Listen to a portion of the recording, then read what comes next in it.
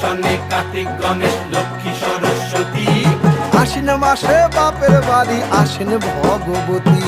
আশ্বিন মাসে বাপের বাড়ি আসেন ভগবতী। বলো গৌরী এলো দেখে জালো, গৌরী এলো দেখে জালো, গৌরী এলো দেখে জালো, গৌরী এলো দেখে জালো। ভবের ভবানী আমার ভবন করিল আলো, গৌরী এলো দেখে জালো, গৌরী এলো দেখে জালো। ও দেখি সিংহের উপর উইঠা চুরি, অসুরের টিকি ধরি গলায় দিছে সাপ জড়াইয়া বুকে মারছে খুঁচা। কি